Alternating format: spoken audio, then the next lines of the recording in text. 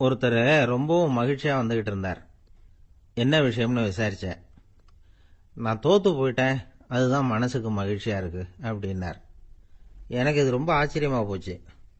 இந்த உலகத்துல தோத்து போறவங்க யாரும் மகிழ்ச்சியா இருக்கிறது இல்ல.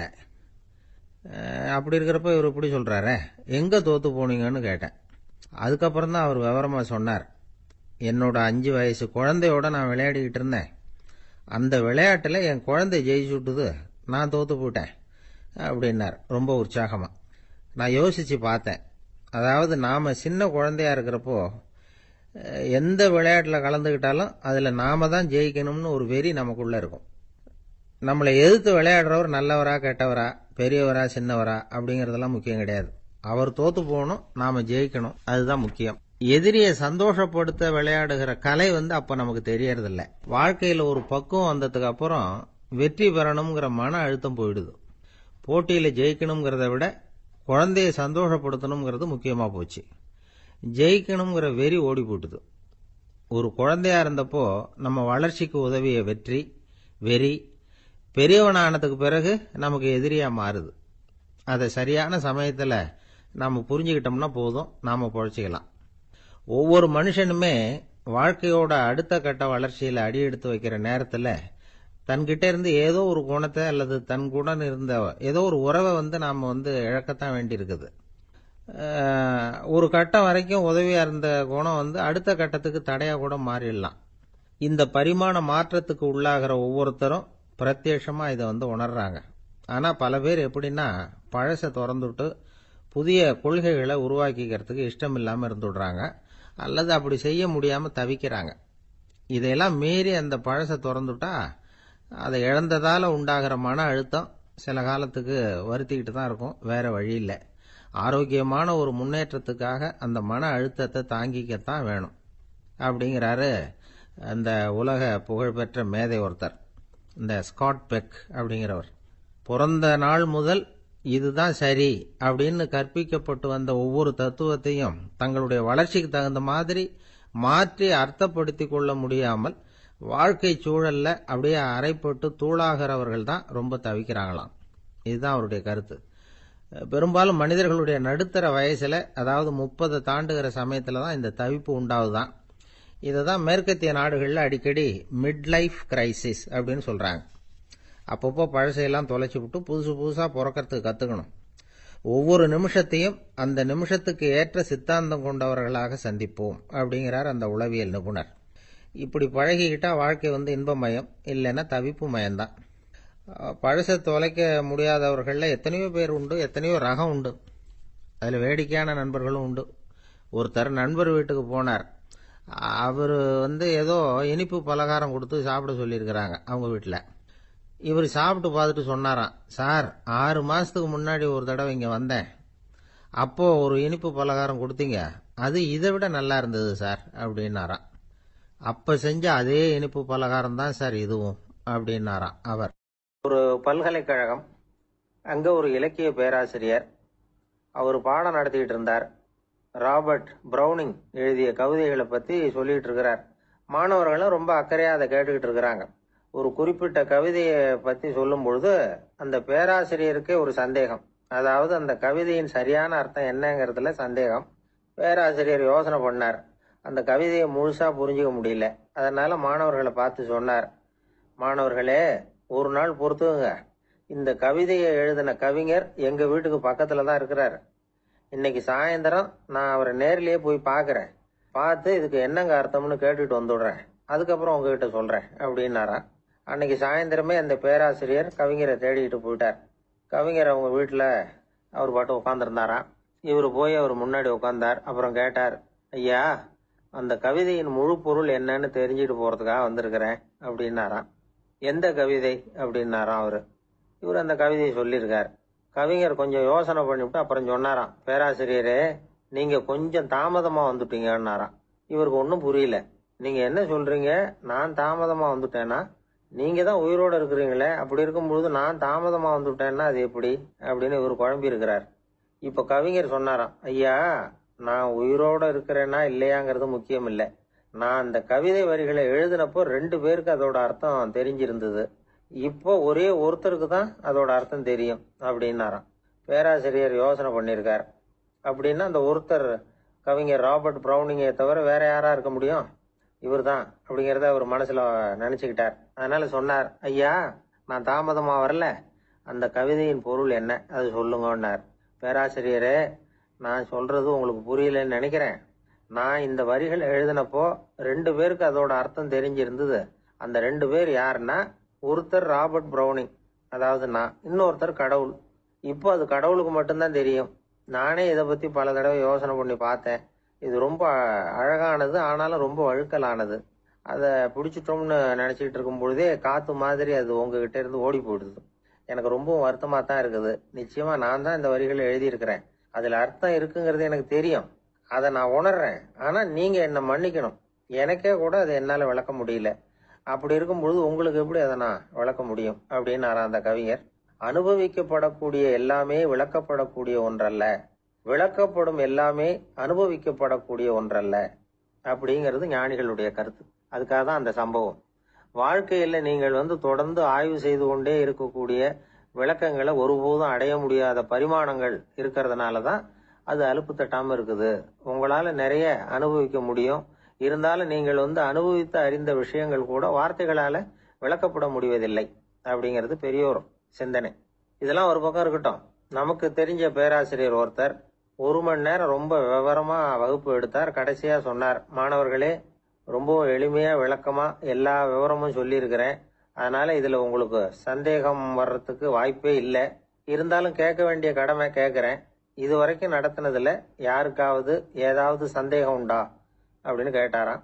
எனக்கு ஒரே ஒரு சந்தேகம் தான் சார் அப்படின்னு எழுந்திரிச்சு நிக்கிறான் ஒருத்தன். என்னன்னு கேட்டாராம்.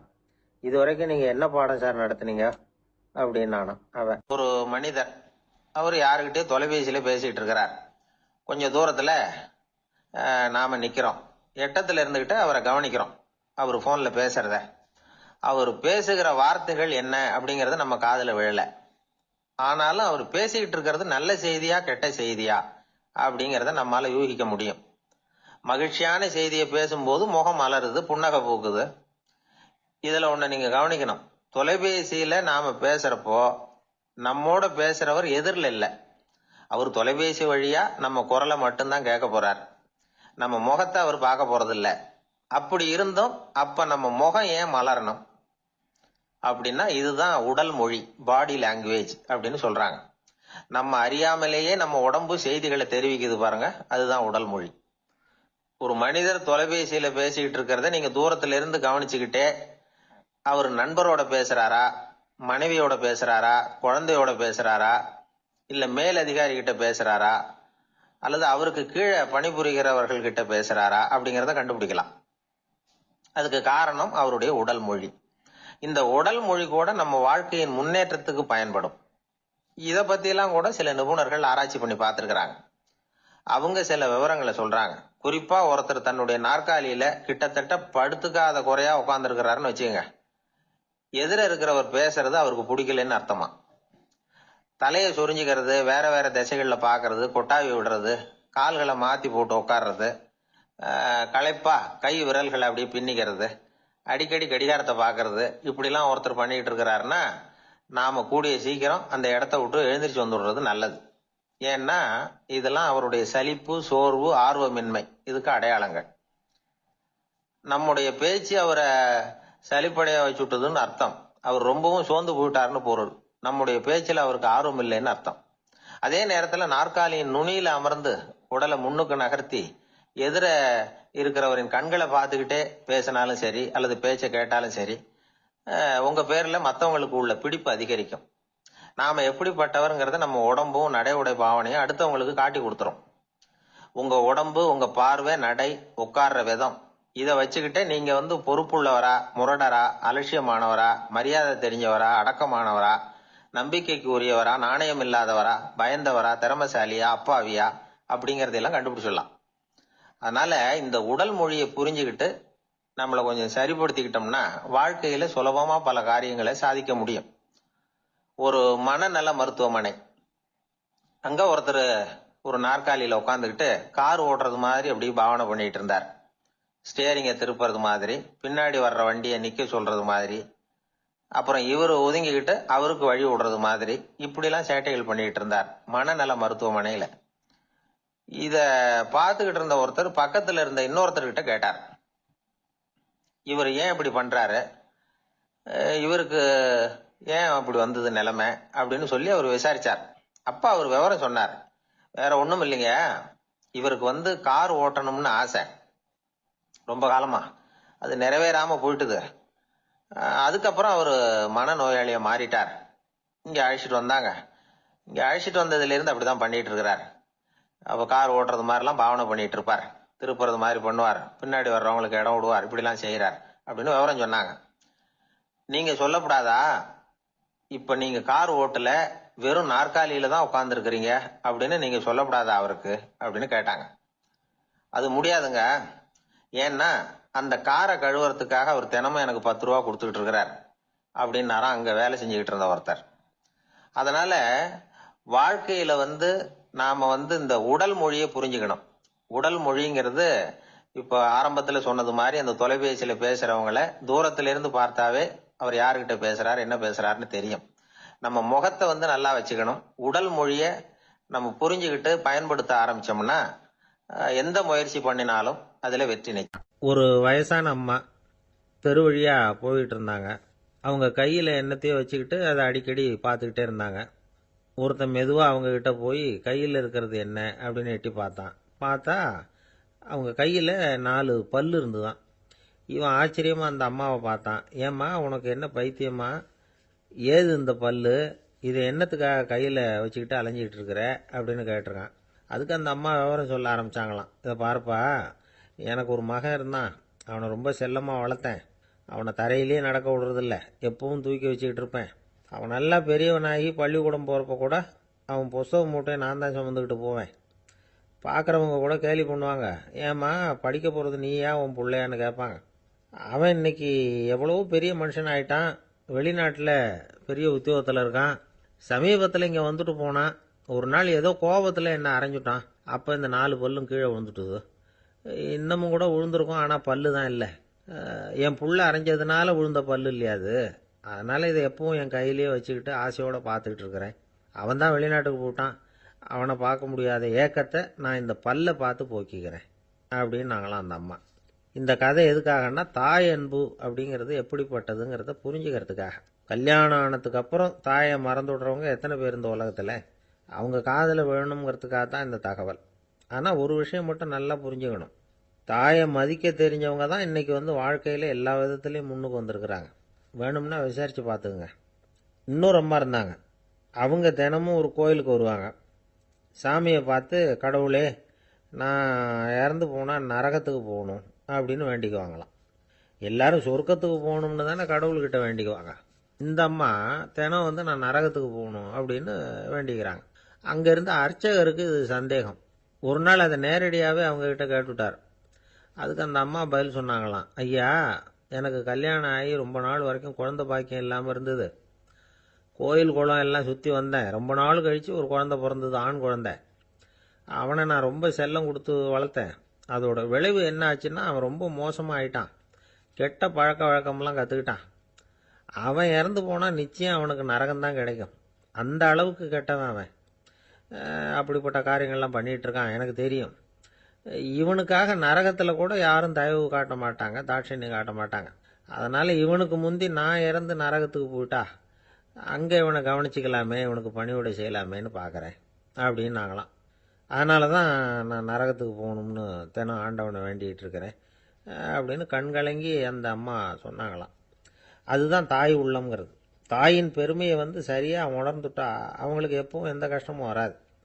இது ஏதோ உபதேசத்துக்காக சொல்கிற வார்த்தை இல்லை, உண்மையான வார்த்தை. இந்த விவரத்தையெல்லாம் நண்பர் ஒருத்தர்கிட்ட சொல்லிக்கிட்டு இருந்தேன். அவர் கொஞ்ச நாள் கழித்து என்னை தேடி வந்தார். அவர் கையிலேயும் 4 பல்லு வச்சுருந்தார். என்னங்க ஆச்சு, ஏதுங்க இந்த பல்லு அப்படின்னு விசாரித்தோம். உங்கள் உபதேசத்தை கேட்டுட்டு இந்த உலகத்தில் எல்லாரையும் தாயாக நினைக்க ஆரம்பிச்சிட்டேன். ஒரு அம்மாவை கடத்தரில் பார்த்து தாயேன்னு கூப்பிட்டேன். அவங்க உடனே பலார்னு என்னை அரைஞ்சிட்டாங்க, பல்லு விழுந்துட்டுது. அதை தான் பொறுக்கி எடுத்துக்கிட்டு நேராக உங்களை தேடி வந்துக்கிட்டு இருக்கிறேன்னார். தாயேன்னு தானே கூப்பிட்டீங்க, அதுக்கு ஏன் அரைஞ்சாங்க அப்படின்னு கேட்டோம். நான் தாயேன்னு கூப்பிட்டது அவங்க காதில் நாயேன்னு விழுந்துட்டு தான். அதுதான் இப்படி ஆயிட்டுது அப்படின்னார். என்ன சார் உங்கள் பையன் என்ன செஞ்சுக்கிட்டு இருக்கிறான் இப்போ அப்படின்னு கேட்டார் ஒருத்தர். அடிக்கடி கண்ணாடி முன்னாடி நின்று அழகு பார்த்துக்கிட்டு இருக்கிறான் சார் அப்படின்னாரு அப்பா. இளம் பருவம் இப்படிதான் இருக்கும், அதையெல்லாம் சாதாரணமாக நினச்சிடாதீங்க அப்படின்னாரு அவரு. என்ன சார் சொல்கிறீங்க, கண்ணாடி முன்னாடி நின்றுக்கிட்டு நேரத்தை வீணாக்கிக்கிட்டு இருக்கான், அதை ஒரு பெரிய விஷயமா நான் நினைக்கணுமா அப்படின்னாரு இவர். இளம் பருவத்தில் இளைஞர்களுக்கும் சின்ன பொண்ணுங்களுக்கும் அடிக்கடி கண்ணாடியில் பார்க்கணும்னு தோணும். அது வெறுமனே அழகு பார்க்கறது மட்டும் இல்லை, அவங்க தங்களையே தேடி கண்டுபிடிக்கிற ஒரு முயற்சி அது. இது ஒரு மனோதத்துவ விளைவு. இது வரைக்கும் சின்ன பிள்ளையா இருந்துட்டோம், இனிமேல் நாமளும் மற்றவங்க மாதிரி மனிதர்கள் தான் அப்படிங்கிற உணர்வு அவங்களுக்கு வருது. தங்களோட முகம் எப்படி இருக்குது, அழகு எப்படி இருக்கு, உடம்பு நேரம் எப்படி இருக்கு, முடி எப்படி இருக்கு அப்படிங்கறதையெல்லாம் கண்டுபிடிக்கிறாங்க. அதுக்கப்புறம் இன்னொரு ஆணோ பொண்ணோ தன்னை கவனிக்கணும் அப்படின்னு நினைக்கிறாங்க. இதெல்லாம் மனோதத்துவ உண்மைகள், இதெல்லாம் இயற்கை. இதை பார்த்துட்டு பெத்தவங்க பிள்ளைங்க கெட்டு போட்டாங்க அப்படின்னு நினைக்கக்கூடாது, அவங்கள திட்டிகிட்டே இருக்கக்கூடாது. இன்னைக்கு பல குடும்பங்கள்ல இதுதான் நடந்துகிட்டு இருக்குது. மனுஷ வாழ்க்கையிலேயே இப்படியும் இல்லாத அப்படியும் இல்லாத ஒரு பருவம் இளம் பருவம். 13லேருந்து 19 வயசுக்கு உட்பட்ட ஆண்கள் பெண்கள் இந்த வகையை சேர்ந்தவங்க, டீனேஜ் குரூப். இவங்களை சின்னவங்கன்னு நினைச்சிட முடியாது, பெரியவங்கன்னு நினைச்சிட முடியாது. இவங்க ரொம்ப சென்சிட்டிவ். சமூகம் நினைச்சா இவங்களை நல்லவங்களாவும் ஆக்கலாம், கெட்டவங்களாவும் ஆக்கலாம். கொஞ்சம் அக்கறை எடுத்துக்கிட்டா பெரிய பெரிய மேதைகளையும் விஞ்ஞானிகளையும் உருவாக்கலாம். ஆனால் நடக்கிறது என்ன தெரியுமா, அநேகமாக இவங்களை யாருமே சரியாக புரிஞ்சுக்கிறது இல்லை, இவங்களை சரியாக நடத்துறதும் இல்லை. இது வரைக்கும் நாம் சொல்கிறத கேட்டுக்கிட்டு இருந்தான், இப்பெல்லாம் அவன் இஷ்டத்துக்கு நடக்க ஆரம்பிச்சுட்டான் அப்படின்னு வருத்தப்படுற பெற்றோர்கள் அதிகம். இது வருத்தப்படுற விஷயம் இல்லை, சந்தோஷப்பட வேண்டிய விஷயம். உங்கள் புள்ள சொந்தமாக யோசிக்க ஆரம்பிக்கிறதும் நடந்துக்க ஆரம்பிக்கிறதும் ஒரு தப்பான விஷயமா? அவன் கடைசி வரைக்கும் உங்கள் பேச்சையே கேட்டுக்கிட்டு இருக்கணுங்கிறது என்ன நியாயம்? இன்னைக்கு இளைஞர்களை பெரியவங்க தப்பா புரிஞ்சுக்கிட்டு தவறா நடத்துறதுனால தான் அவங்களுக்கு வெறுப்பு, எரிச்சல், மனக்கசப்பு எல்லாம் உண்டாகுது. பெத்தவங்க சரியா மதிக்கிறது இல்லை அப்படிங்கிற ஒரே காரணத்தினாலேயே வீணா போகிற பிள்ளைங்க இன்னைக்கு அதிகம். சரி, பெத்தவங்களுக்கு இன்னைக்கு என்னதான் புத்தி சொல்ல வர்றீங்க அப்படின்னு கேட்குறீங்களா? நாம எதையும் சொல்ல வரல, ஆனா அது சம்பந்தமான சில நிபுணர்கள் சொல்லி இருக்கிறத உங்க காதுல போட்டு வைக்கலாம். அது என்னன்னா, பிள்ளைங்க கிட்ட அன்பு செலுத்துங்க. குழந்தையா இருந்தப்போ எவ்வளவு பாசமா இருந்தீங்க, வளர வளர அதை ஏன் குறைச்சிக்கிறீங்க? பெத்தவங்களின் அன்பான வார்த்தைகளுக்கு ஏங்குறவங்க தான் இன்றைய இளைஞர்கள். அவங்க எதை சொன்னாலும் அதை அக்கறையா காது கொடுத்து கேளுங்க, அலட்சியப்படுத்தாதீங்க. அவங்க விரும்புறது உங்ககிட்ட இருந்து ஒரு மதிப்பு, மரியாதை, அங்கீகாரம், இவ்வளவுதான். அவங்க அவங்களாவே முடிவுகள் எடுக்கட்டும், அதுக்கு நீங்க உதவியா இருங்க, அது போதும். மற்றவங்க முன்னாடி, முக்கியமா அவங்க நண்பர்கள் முன்னாடி அவங்கள பத்தி மட்டமா பேசாதீங்க. அவங்க கிட்ட பொய் சொல்லக்கூடாது. நீங்க சொன்னது பொய்ன்னு தெரிஞ்சு போச்சுன்னா உங்க பேர்ல அவங்களுக்கு இருக்கிற மதிப்பு போயிடும், நம்பிக்கை போயிடும். அவங்களுக்கு முன்னாடி நீங்க சண்டை போடக்கூடாது. உங்க பிள்ளைய எப்பவும் இன்னொரு பிள்ளையோட ஒப்பிட்டு பேசுற வேலையே வேணாம். கூட பிறந்த மற்றவங்களோட கூட ஒப்பிடக்கூடாது. இப்படி செஞ்சா அவன் உங்ககிட்டயும் பிரியமா இருக்க மாட்டான், அவங்க கிட்டயும் பிரியமா இருக்க மாட்டான். புள்ள எங்க போறான், என்ன பண்றான் அப்படின்னு எல்லாம் துப்பறிஞ்சுக்கிட்டு இருக்கக்கூடாது. இளைஞர்கள் தனிமையை விரும்புறவங்க. அவங்கள பெட்டியில வச்சு மூடி பாதுகாக்கணும்னு நினைக்கக்கூடாது. அவங்கள எப்படி பாதுகாக்கிறது அப்படிங்கறது அவங்களுக்கே தெரியும். உங்க புள்ள எப்படி நடந்துக்கணும்னு நீங்க எதிர்பார்க்கறீங்களோ அது மாதிரி நீங்க நடந்து காட்டுங்க, அது போதும். ஒரு வீட்டுல அப்பாவும் அம்மாவும் பேசிக்கிட்டு இருக்கிறாங்க. என்னங்க, நம்ம பொண்ணு பெரியவளாயிட்டா, அடிக்கடி கண்ணாடி முன்னாடி போய் நின்றுகிட்டு இருக்கிறா, சீக்கிரமா ஒரு பையனை பார்த்து கல்யாணத்தை முடிக்காம இப்படி மசன்னு கல்லு மாதிரி உட்காந்துருக்குறீங்களே அப்படின்னு சத்தம் போட்டாங்க அந்த அம்மா. அவசரப்படாத, பாக்குறதுக்கு கண்ணுக்கு அழகா லட்சணமா புத்திசாலியா ஒரு பையன் கிடைக்க வேணாமா, அதுதான் பார்த்துக்கிட்டு இருக்கிறேன் அப்படின்னாரு அப்பா. இதுக்கு அந்த அம்மா சொல்றாங்க, எங்க அப்பா இப்படி எல்லாம் நினைச்சுக்கிட்டு இருந்திருந்தா எனக்கு கல்யாணமே ஆயிருக்காது தெரியுமா அப்படின்னாங்களாம். ஊருக்கு வெளியில அமைதியான ஒரு இடம், அங்க ஒரு ஆசிரமம், அங்க ஒரு சாமியார். அவர் தினமும் நல்ல போதனைகள்லாம் செய்வார். பல பேர் போய் அங்கேயே சில நாள் தங்கி இருந்து அவர் சொல்ற அறிவுரைகளை எல்லாம் கேட்டுக்கிட்டு வர்றது வழக்கம். ஒரு தடவை அவரை பார்த்துட்டு போறதுக்காக 3 வெளியூர் தம்பதிகள் வந்தாங்களாம். அந்த மடத்திலேயே சாப்பிட்டுக்கிட்டு தங்கி இருந்து அவங்களுடைய போதனைகளை கேட்டுக்கிட்டு போகணுங்கிறது அவங்க நோக்கம். காலையில் குளிச்சுட்டு பூஜையில் உட்காந்தார் அந்த சுவாமி. இவங்களும் குளிச்சுட்டு அந்த பூஜையை பார்க்கறதுக்காக அவர் முன்னாடி உட்காந்தாங்க. பூஜை ஆரம்பமாச்சு. சம்பிரதாயப்படி அது ரொம்ப நேரம் நடந்துக்கிட்டே இருக்குது. இவங்களுக்கு நல்ல பசி இருந்தாலும் இந்த நேரத்தில் அதை எப்படி வெளியில் காட்டிக்கிறது? பேசாமல் இருந்தாங்க. அந்த சுவாமி பூஜையை முடித்தார். அதுக்கப்புறம் பேச ஆரம்பித்தார்.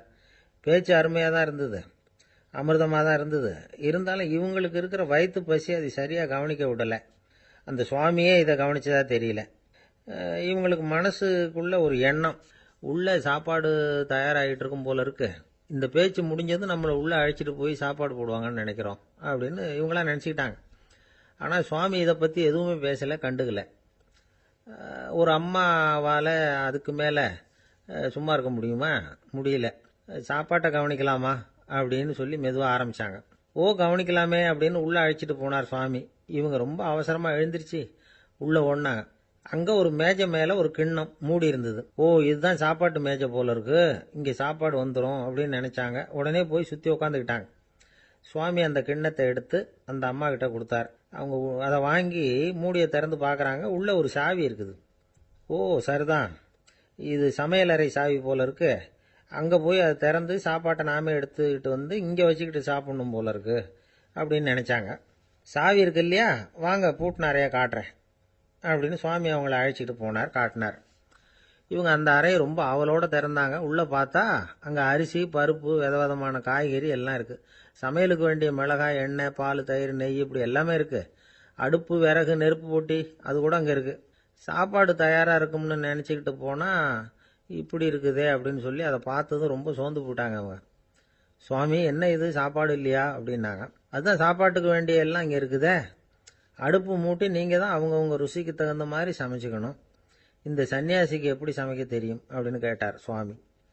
சாப்பாடு தயாராக இருக்கும்னு நாங்கள் எதிர்பார்த்தோம் அப்படின்னாங்க. நீங்கள் இப்படி சொல்லுவீங்கன்னு நானும் எதிர்பார்த்தேன். இது வரைக்கும் நான் எவ்வளவோ தத்துவம்லாம் எடுத்து சொன்னேன். எல்லாத்தையும் விட இதுதான் அனுபவபூர்வமான தத்துவம். ஆண்டவன் நமக்கு நல்ல மனசை கொடுத்துருக்குறான், நல்ல வாய்ப்புகளையும் தந்திருக்கிறான், அதையெல்லாம் பயன்படுத்திக்கக்கூடிய மூளையையும் சிந்தனையையும் கொடுத்துருக்குறான். அதனால் அடுப்பை தான் நீங்கள் மூட்டணும், அடுப்பை நீங்கள் தான் மூட்டணும், உங்களுக்கு உகந்ததை நீங்கள் தான் சமைச்சு ருசித்து அனுபவிக்கணும். ஆண்டவனே அதை செஞ்சுக்கிட்டு இருக்க மாட்டான் அப்படின்னாராம் அந்த சுவாமி. நம்முடைய வாழ்க்கையில் பல நல்ல பலன்களை பெறறதுக்கு நாம் தான் முயற்சி பண்ணணும். அதுக்குரிய சூழ்நிலையை தான் ஆண்டவன் கொடுப்பானே தவிர அதை விளக்கறதுக்காக தான் அந்த சுவாமி அப்படி செஞ்சு காட்டியிருக்கிறார். இது ஒரு பெரியவர் இப்படி ஒரு விளக்கம் கொடுத்தார். அதுக்கப்புறம் அந்த 3 தம்பதிகளும் தெளிவடைஞ்சுட்டாங்களாம். நாம் தெளிவடைகிறது எப்போங்கிறது தான் தெரியல அப்படின்னு பல பேர் இதை கேட்டுட்டு சொல்லிட்டு இருக்கிறாங்க.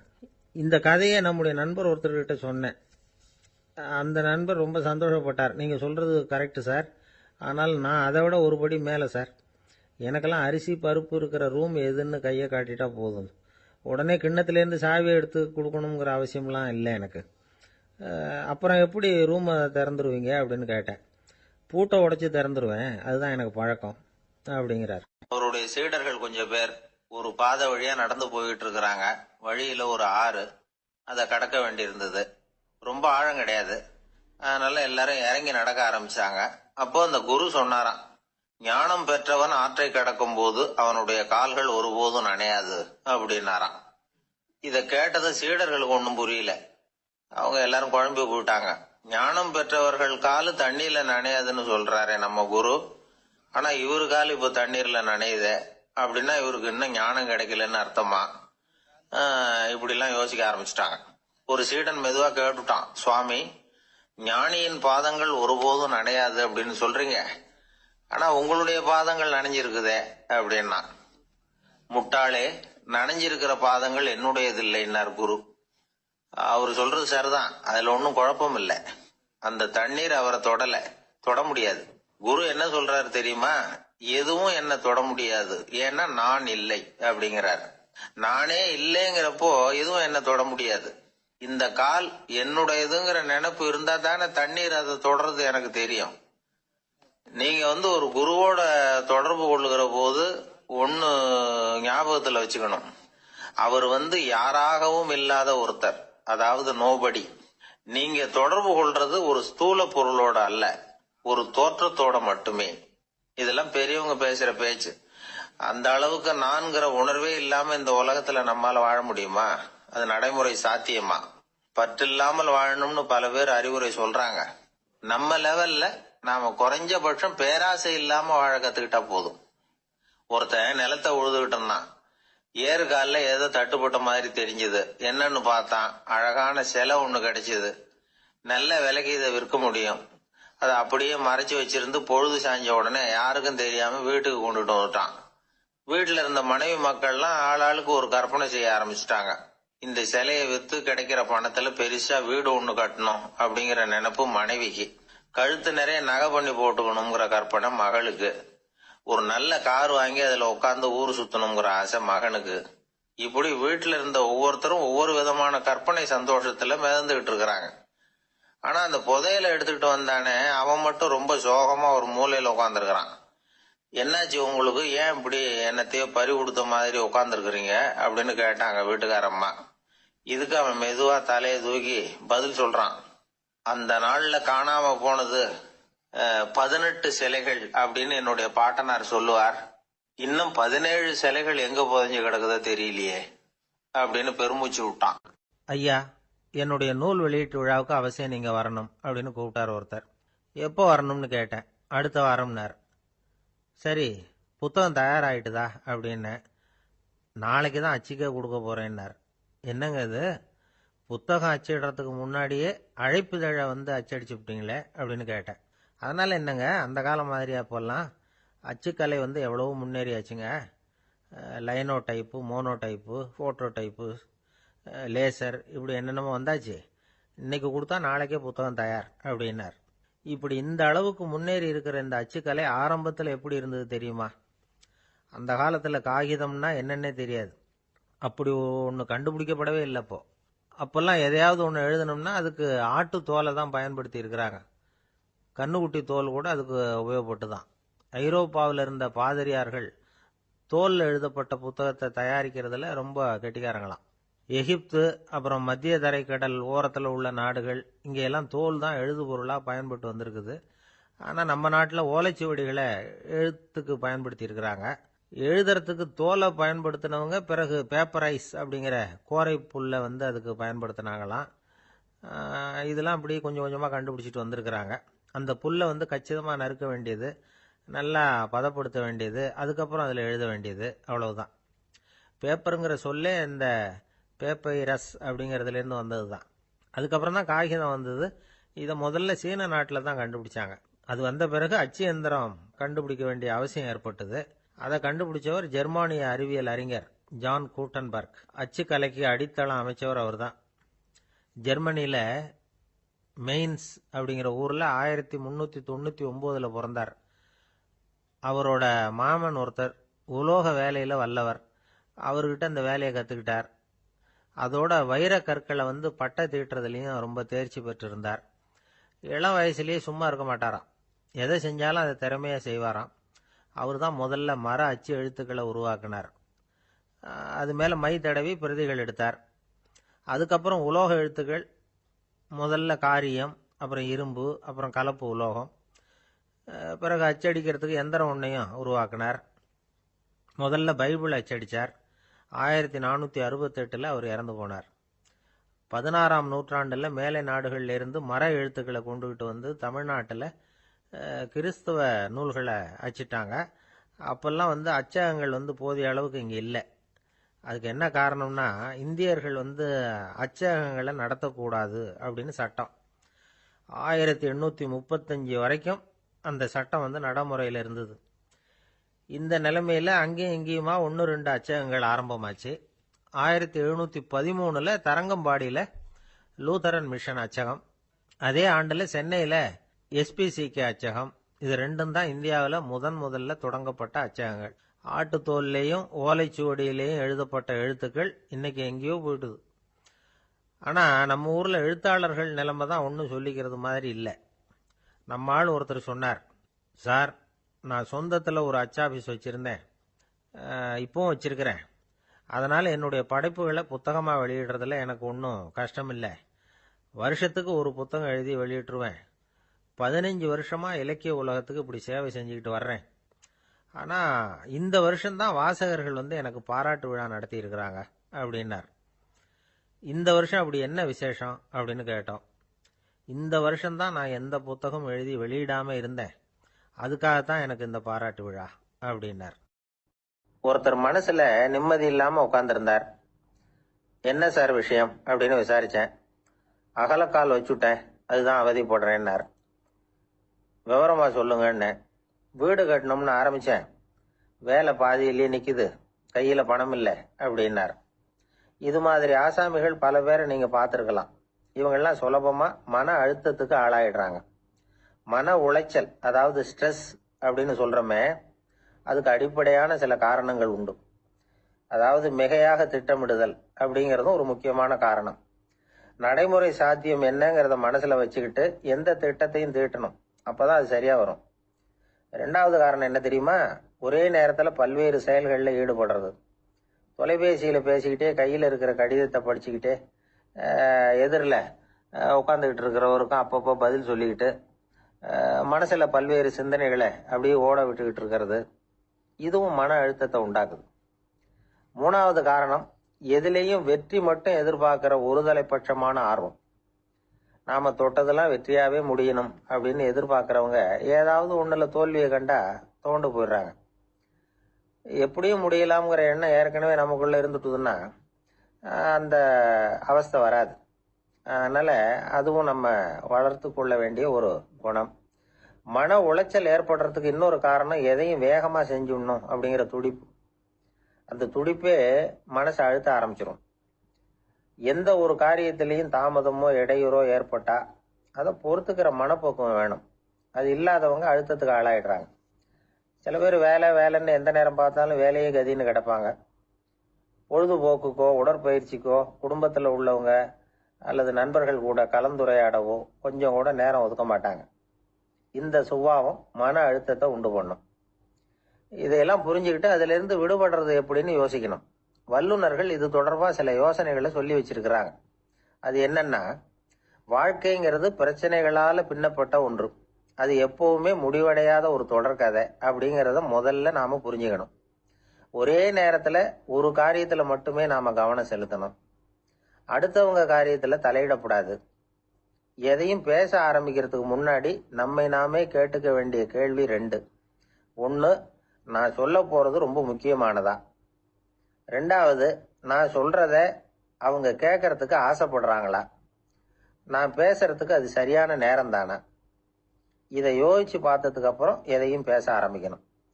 முடிஞ்ச அளவுக்கு வளைந்து போகிற சுபாவத்தை வளர்த்துக்கணும். நம்ம நேரம் விலை மதிப்பு இல்லாதது. அதை வீணாக்கக்கூடாது. சிரிக்க தெரியலனாலும் பரவாயில்ல, முகத்துல கொஞ்சம் புன்முறுவலாவது காட்டணும். இதெல்லாம் ரொம்ப முக்கியம். அடுத்தவங்க ஏதாவது செஞ்சா உடனே நன்றி சொல்ல மறக்கக்கூடாது. தினமும் கொஞ்ச நேரத்தை தனிமையில செலவு பண்ணணும். மன உளைச்சல்ல இருந்து விடுபடுறதுக்கு 3 முக்கிய வழிகள் சொல்றாங்க. அதை சுருக்கமா ரெட் அப்படின்னு சொல்றாங்க. RED ஆங்கில எழுத்துல. அந்த முதல் எழுத்து R, அது என்னன்னா ரிலாக்ஸேஷன், அதாவது இடை ஓய்வு. 2வது E எக்ஸர்சைஸ், உடற்பயிற்சி. 3வது டயட், திட்டமிட்ட உணவு முறை. அதனால தியானம், மூச்சு பயிற்சி இதெல்லாம் இந்த இடை ஓய்வுக்கு வழிகள். எந்த வேலையையும் தொடர்ந்து செய்யக்கூடாது. எல்லார்கிட்டையும் கலகலப்பா பழகணும். மாசத்துக்கு ஒரு நாளாவது குடும்பத்தோட வெளியில போயிட்டு வரணும். சுலபமான உடற்பயிற்சிகளை செய்யலாம். உடற்பயிற்சிங்கிறது நமக்காக நாம செய்கிற ஒரு நீண்ட கால முதலீடு அப்படின்னு சொல்லுவாங்க. அதாவது லாங் டேர்ம் இன்வெஸ்ட்மெண்டா. அளவோட சாப்பிடணும், மெதுவா சாப்பிடணும். இதெல்லாம் கொஞ்சம் மனசுல வச்சுக்கிட்டு நடந்துக்கிட்டா மகிழ்ச்சியா வாழலாம். சில பேர் சாப்பாட்டு விஷயத்துல ரொம்ப அக்கறை எடுத்துக்கிறது உண்டு. ஒரு குண்டு ஆசாமி சாப்பிட உட்கார்ந்தார். முதல்ல ஒரு மாத்திரை சாப்பிட்டார். எதுக்குன்னு கேட்டோம். பசி எடுக்கிறதுக்குன்னார். சாப்பிட்டு முடிச்சார். பிறகு மறுபடியும் ஒரு மாத்திரை சாப்பிட்டார். இது எதுக்குன்னு கேட்டோம். சாப்பிட்டது ஜீரணமாகறதுக்கு அப்படின்னா. ஒரு நண்பர் இருக்கார். எப்ப பார்த்தாலும் கையில ஒரு புத்தகம் இருக்கும். புத்தகம் இல்லாம எங்கேயும் புறப்பட மாட்டார். எதுக்காக இப்படி எடுத்துட்டு போறீங்க அப்படின்னு கேட்டா, எனக்கு இது ஒரு நல்ல நண்பன் மாதிரி. இந்த காலத்துல எங்க போனாலும் காத்திருக்க வேண்டியிருக்கு. அது மாதிரி சமயத்துல நான் நண்பன் கூட பேசிக்கிட்டு இருப்பேன் அப்படிம்பாரான். ஒருத்தர் ஒரு பெரிய அரச பதவியில் இருந்தார். அவர் பதவியிலிருந்து இறங்க வேண்டிய சூழ்நிலை. அரசு கொடுத்திருந்த வீட்டை விட்டுட்டு வெளியில வர்றார். வரும்பொழுது 2 கையிலையும் 2 பெட்டியை எடுத்துட்டு வந்தாராம். சார், உங்களுடைய உடைமைகள் அப்படின்னு கேட்குறாங்க அங்க இருந்த ஊழியர்கள். இவர் தன்னுடைய கையில இருக்கிற பெட்டியை காட்டி, இதுதான் என்னுடைய சொத்து அப்படின்னாராம். ஒரு பெட்டியில அவருடைய உடைகள், இன்னொரு பெட்டியில அவர் விரும்பி படிக்கிற புத்தகங்கள். அவ்வளவுதான். இதுதான் இருந்துதான். புத்தகம் படிக்கிறது மனசுக்கு நல்லதுங்கிறது நமக்கு தெரியும். புத்தக வாசிப்பு உடம்புக்கும் நல்லதுங்கிறாங்க. அது நமக்கு ஆச்சரியமா தான் இருக்குது. ஒரு நபர் ஒரு வருஷத்துல சராசரியா 2000 பக்கங்களை படிச்சிருக்கணுமா, யுனெஸ்கோ பரிந்துரை. ஆனா நம்ம நாட்டில் நாம சராசரியா படிக்கிறது 32 பக்கங்கள், அவ்வளவுதான். இவ்வளவுக்கு நம்ம நாட்டில் 6000க்கும் மேற்பட்ட நாளேடுகள், 2000க்கும் மேற்பட்ட இதழ்கள், மலர்கள், இவ்வளவு இருந்தும் சரியா வரல. இந்த உலகத்துல முதல் நூலகம் எங்க எப்போ ஆரம்பமாச்சு தெரியுமா? கிமு 2500 ஆண்டுல அது ஆரம்பமாயிருக்குது. பாபிலோனியாவில் அமில் அனு அப்படிங்கிற அரசன் தான் நூலகத்தை உருவாக்கி இருக்கிறான். அப்பெல்லாம் தாள் கிடையாது, களிமண் தான். களிமண் பலகைகளில் எழுதி அது தொகுத்து அப்படியே நூலாக்கி அதை நூலகத்தில் வச்சிருப்பாங்களாம். அரசருடைய நூலகத்தில் 1000க்கும் மேற்பட்ட நூல்கள் இருந்ததாக வரலாற்று குறிப்பு இருக்குது. அது மட்டும் இல்லை, அந்த நூலகத்தில் பொருள் வாரியா, அதாவது சப்ஜெக்ட் வாரியா புத்தகங்களை வகைப்படுத்தி வச்சிருந்தாங்களாம். அதில் மிச்சம் இருந்த ஒரு 25 களிமண் பலகை புத்தகங்கள் இன்னைக்கும் பிரிட்டிஷ் அருங்காட்சியகத்தில் இருக்குதான். அச்சு தாள் இதெல்லாம் ஏற்பட்டதுக்கு அப்புறம் அமைக்கப்பட்டது தான் பிரான்சில் இருக்கக்கூடிய பாரிஸ் நூலகம். 1480 பிரெஞ்சு மன்னர் 11ஆம் லூயி இந்த நூலகத்தை அமைச்சாராம். ஆனால் அப்பெல்லாம் அரசர்கள் மட்டும்தான் நூலகத்தை பயன்படுத்த முடியுமா. அதுக்கப்புறம் 17ஆம் நூற்றாண்டில் இந்த முறை மாறி பொதுமக்கள் அங்கே போகலாம், படிக்கலாம் அப்படிங்கிற நிலைமை வந்துதான். போட்லியன் நூலகம் அப்படின்னு அதுக்கு பேர், பாரிஸ் நகரத்தில் இருக்கு. அங்கதான் நூல்களின் பட்டியல் தயாரிப்பு பணி ஆரம்பமாச்சு. கல்வி வளர்ச்சியையும் நூலகத்தையும் இணைச்சவர் நெப்போலியன் போனபார்ட். முன்பணம் செலுத்தி புத்தகத்தை படிக்கிற முறையையும் அவர் தான் கொண்டுட்டு வந்தாராம். மக்கள்கிட்ட வசூலிக்கிற வரியின் ஒரு பகுதியை நூலகத்துக்கு பயன்படுத்தினவரும் அவர் தானா. நெப்போலியன் நூலகத்தில் உலகத்தில் உள்ள எல்லா மொழி நூல்களும் இருக்குதான். அங்கே ஒரு தமிழ் நூலும் இருந்திருக்குது. அது என்னன்னா கம்பராமாயணம். சோவியத் யூனியனுக்கு படையெடுத்து போனப்போ அங்கிருந்து லட்சக்கணக்கான புத்தகங்களை இந்த பனிச்சறுக்கு வாகனங்கள் இருக்குல்ல, அதில் கொண்டுகிட்டு வந்ததாக வரலாறு. அடுத்தபடியாக குறிப்பிட்டு சொல்லத்தக்க நூலகம் எதுன்னா பிரிட்டிஷ் நூலகம். மிக பழைய கையெழுத்து பிரதியெல்லாம் கூட அங்கே இருக்குது. 1753 ஆரம்பமாச்சு. அதில் உள்ள நூல்களை வரிசையாக அடுக்கினா 180 கிலோமீட்டர் நீளத்துக்கு வருமா. மிகப்பெரிய நூலகம் அமெரிக்க தலைநகர் வாஷிங்டனில் இருக்குதான். இந்தியாவை பொறுத்த வரைக்கும் பெரிய பழைய நூலகம் எதுன்னா கல்கத்தா நூலகம். எல்லா இந்திய மொழி நூல்களும் இங்கே உண்டு. மகாகவி பாரதியார் நடத்தின இந்தியாங்கிற இதழின் எல்லா பிரதிகளும் அங்கே பாதுகாப்பாக இருக்குது. படிக்கும் பழக்கம் இங்கே வளர வேண்டியிருக்குது. ஒருத்தர்கிட்ட ஒரு புஸ்தகத்தை கொடுத்து விமர்சனம் எழுத சொல்லியிருந்தாங்க. கொஞ்ச நாள் கழிச்சு அவரை போய் பார்த்து, என்னங்க புஸ்தகத்தை படித்து பார்த்தீங்களா அப்படின்னு கேட்டாங்களாம். இதுக்கு அவர் சொல்லியிருக்கிறார், இன்னும் நான் படித்து பார்க்கலிங்க, இப்போ தானே விமர்சனமே எழுதி முடிச்சிருக்கிறேன், இனிமே தான் படிக்கணும் அப்படின்னாராம். இந்த உலகத்தில் எல்லாருக்கும் மகிழ்ச்சி தரக்கூடிய ஒரு பொருள் எது? இது ஒரு முக்கியமான கேள்வி. இந்த கேள்விக்கு பொருத்தமான ஒரு பதிலை உங்களால் சொல்ல முடியுமா? அதாவது கொஞ்சம் யோசிச்சு பார்த்தா பணம்னு சொல்லலாமா? இப்போ கையில் காசு இல்லாதவங்ககிட்ட ஒரு 10 ரூபாயை கொடுத்தா அது அவனுக்கு சந்தோஷத்தை கொடுக்கும். ஏற்கனவே வருமான வரி பிரச்சனையில் சிக்கி இருக்கிறவர்கிட்ட இன்னும் கொஞ்சம் பணம் இந்தாங்கன்னு சொல்லி கொடுத்தோம்னா அது அவருக்கு சங்கடத்தை தான் கொடுக்கும். அதனால அந்த கேள்விக்கு பணம்ங்கிறது பொருத்தமான பதிலாக இருக்க முடியாது. கேள்வி என்னன்னா, இந்த உலகத்துல எல்லாருக்கும் மகிழ்ச்சி தரக்கூடிய ஒரு பொருள் எது? சரி, இனிப்புன்னு சொல்லலாமா? ஏன்னா எல்லாருக்கும் இனிக்க தானே செய்யும். அதுலயும் ஒரு சிக்கல் இருக்கு. சக்கரை வியாதிகாரங்களுக்கு அது என்ன சந்தோஷத்தையா கொடுக்கும்?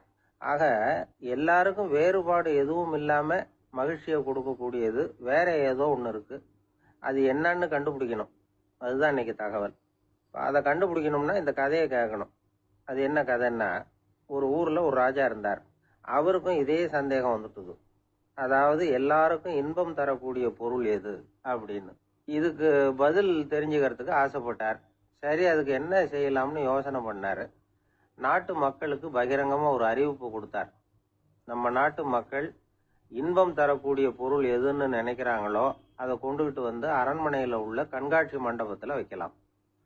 அப்படி அவங்க வைக்கிற பொருள்கள்ல எது எல்லாருக்கும் இன்பம் தரக்கூடியதா இருக்குமோ அதை வச்சவருக்கு 1000 பொற்காசுகள் பரிசு அப்படின்னு அறிவிப்பு கொடுத்துட்டார். ஜனங்கள் இந்த அறிவிப்பை கேட்டாங்க. அதுக்கப்புறம் சும்மா இருப்பாங்களா? 1000 பொற்காசுன்னா சும்மாவா? அவங்க கையில் என்னென்ன கிடைச்சதோ அதையெல்லாம் கொண்டாந்து அரண்மனை காட்சி மண்டபத்தில் வச்சுட்டாங்க. அதுக்கப்புறமா ராஜா அங்கே வந்தார். ஒவ்வொன்றா பார்த்துக்கிட்டே வந்தார். முதல்ல ஒரு குயில் இருந்தது, இனிமையா பாடக்கூடிய குயில். இந்த குயிலோட இன்னிசை எல்லாருக்கும் இன்பம் தரக்கூடியது தான். இருந்தாலும் காது கேட்காதவங்களுக்கு இந்த இசை எப்படி இன்பம் தர முடியும்? அதனால இது சரியில்லைன்னு விட்டார். அடுத்தபடியா போனாரு. அங்க என்ன வச்சிருக்கிறாங்கன்னு பார்த்தா ஒரு அழகான மயில் அங்க தோகை விரிச்சு ஆடிக்கிட்டு இருக்குது. இந்த மயிலோட ஆட்டம் மனசுக்கு இன்பம் தரக்கூடியது தான். இருந்தாலும் பார்வை இல்லாதவங்க இந்த ஆட்டத்தை பார்த்து ரசிக்க முடியுமா? முடியாது. அதனால இதுவும் சரியில்லை அப்படின்னு சொல்லிவிட்டார். அதுக்கு அடுத்தபடியா போனார். பல வகையான இனிப்பு பண்டங்களை வச்சிருந்தாங்க. பார்த்தார், வயசானவங்களுக்கும் நோயாளிகளுக்கும் இது இன்பம் தராது, துன்பம் தான் கொடுக்கும் அப்படின்னார். இப்படி ஒவ்வொன்றா பார்த்துக்கிட்டே போறார். அழகான மலர்கள், கனிகள், ஓவியங்கள் எதுவுமே பொருத்தமா தெரியல. சகல பேருக்கும் இன்பம் தரக்கூடிய வகையில எதுவும் இல்லை. கடைசியா வந்தாரு. அங்க ஒரு களிமண் பொம்மை இருந்தது. அது என்ன பொம்மை தெரியுமா? பசியால வாடி இருக்கிற ஒருத்தருக்கு ஒரு அம்மா இனிமையா பேசிக்கிட்டு சோறு போடுறது மாதிரி அந்த பொம்மையை செஞ்சிருந்தாங்க. அதுக்கு கீழே அன்பு அப்படின்னு எழுதியிருந்துதான். ராஜா பளிச்சுன்னு ஒரு முடிவுக்கு வந்தார். அந்த பொம்மையை செஞ்ச சிற்பியை வரவழைச்சார், பரிசு கொடுத்தார். அன்பு ஒண்ணுதான் எல்லாருக்கும் இன்பம் அளிக்கக்கூடிய பொருள். காது கேட்காதவங்களும் அதை கேட்க முடியும், பார்வை இல்லாதவங்களும் அதை பார்க்க முடியும், குழந்தைகளும் அதை உணர முடியும் அப்படின்னு அதுக்கு விளக்கம் கொடுத்தார் அந்த மன்னர். இந்த உலகத்துல எல்லாருக்கும் மகிழ்ச்சி தரக்கூடிய ஒரு பொருள் அன்பு தான். அதை புரிஞ்சுக்கிட்டு தான் சில கணவன்மார்கள் மனைவி பேர்ல ரொம்ப அன்பை காட்டிக்கிறது வழக்கம். ஒரு வீட்டு வாசப்படி பக்கமா மழைக்கு ஒதுங்கினார் ஒருத்தர். மழை தூரிக்கிட்டு இருந்தது, இருட்டு நேரம். அந்த வீட்டுல இருந்தவர், இன்னைக்கு ராத்திரி வேணும்னா இங்கேயே தங்கிட்டு காலையில போங்க அப்படின்னார். உடனே இவரு சொன்னார், ரொம்ப நன்றிங்க, ஒரு 10 நிமிஷத்துல இதை வந்துடுறேன் அப்படின்னு சொல்லிவிட்டு எங்கேயோ ஓடினார். 10 நிமிஷம் கழிச்சு திரும்பி வந்தார். ஆமா, எங்க போயிட்டு வந்தீங்கன்னு கேட்டார் வீட்டுல இருந்தவர். நேரா எங்க வீட்டுக்கு போய் மனைவி கிட்ட இன்னைக்கு ராத்திரி இங்கேயே தங்கிக்கிறேன்னு சொல்லிவிட்டு வந்துட்டேன் அப்படின்னார் அவர். அன்புல இது ஒரு ரகம்.